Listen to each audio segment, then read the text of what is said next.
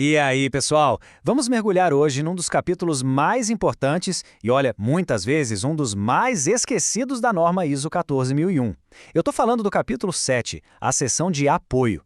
É aqui, sabe, onde os grandes planos e as políticas ambientais ou ganham a força para acontecer de verdade ou simplesmente morrem na praia. Mas antes da gente abrir a norma e ver os detalhes, vamos pensar numa coisa.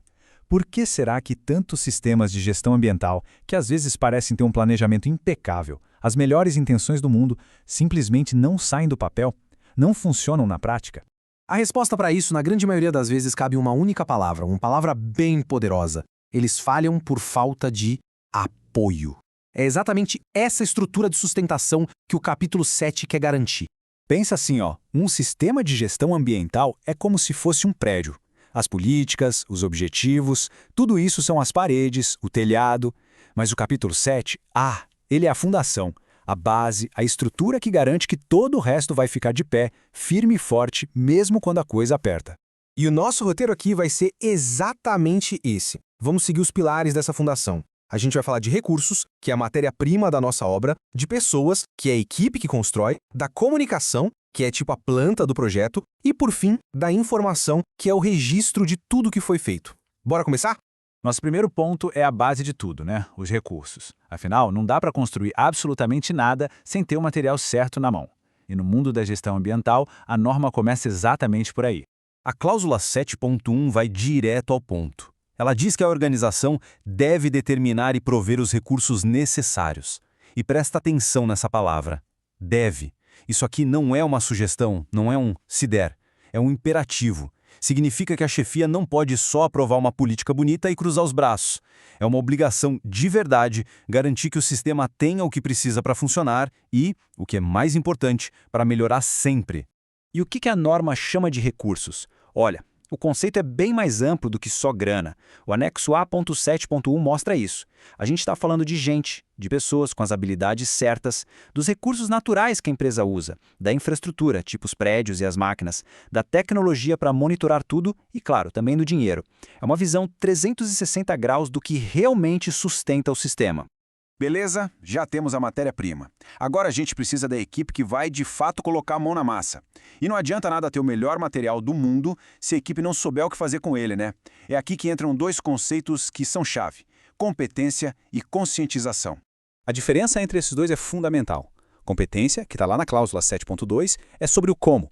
É ter a habilidade técnica, o treinamento, a experiência para fazer uma tarefa. Já a conscientização, da 7.3, é sobre o porquê. É o operador da máquina entender como o trabalho dele impacta o meio ambiente e por que a parte dele é importante para o sucesso de tudo. A norma exige os dois, porque uma equipe super competente, mas que não está nem aí, é tão ruim quanto uma equipe super consciente, mas que não sabe como fazer. Vamos para o próximo pilar. Já temos os materiais e a equipe. O que está faltando? A planta do projeto. Uma obra sem um plano claro que todo mundo entende vira uma confusão. No sistema de gestão ambiental, essa planta é a comunicação. A norma deixa claro que comunicação não pode ser uma coisa feita de qualquer jeito. Pelo contrário, tem que ser um processo pensado, estruturado. E isso significa parar e pensar. O que exatamente a gente precisa comunicar? Quando isso vai ser dito?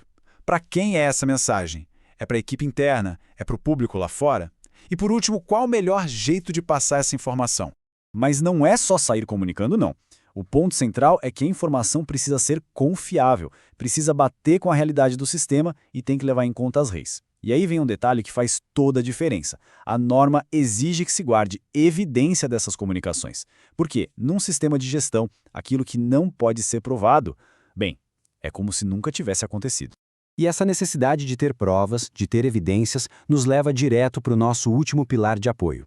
Se a comunicação é a planta da obra, a informação documentada é o registro oficial de tudo. As licenças, os relatórios de monitoramento, os procedimentos, tudo. Antigamente se falava muito em documentos e registros. A Nova juntou tudo num termo só: informação documentada, que no fundo é qualquer informação que precisa ser controlada e mantida pela empresa. Não importa o formato. Pode ser um procedimento em papel, uma planilha no computador, um vídeo de treinamento, tanto faz. E para gerenciar essa informação, existe um ciclo bem claro, dividido em duas partes. Primeiro, na hora de criar a informação, tem que pensar na identificação dela, no formato e quem aprova. Depois, na hora de controlar, o foco muda. É garantir que ela esteja disponível para quem precisa, que esteja protegida para ninguém alterar sem querer e, o mais importante, que todo mundo esteja usando a versão certa. Agora, um ponto super importante que a própria norma faz questão de dizer. A ISO 14001 não quer uma montanha de papelada. A quantidade de informação documentada é flexível. Ela tem que ser na medida certa para o tamanho da organização, para a complexidade do que ela faz e para a competência das pessoas. O objetivo aqui é ser eficaz, não ser burocrático. Bom, chegamos ao final da nossa análise. E quando a gente junta todas essas peças, o que aparece é a imagem de uma fundação. Uma fundação muito robusta, projetada para segurar todo o prédio do sistema de gestão ambiental. Recursos adequados, pessoas competentes e conscientes, comunicação clara, planejada e informação controlada. Esses são os 4 pilares do apoio. Se um deles estiver meio bambo, não adianta ter os objetivos ambientais mais ambiciosos do mundo. O sistema vai ter uma falha na estrutura e corre um sério risco de desabar. E isso tudo nos deixa com uma pergunta final para a gente pensar mesmo. Quando a gente olha para a estrutura de apoio de um sistema de gestão, será que essa fundação está realmente sólida o bastante para sustentar a construção de um futuro mais sustentável? A resposta para essa pergunta, no fim das contas, é o que define o sucesso ou o fracasso.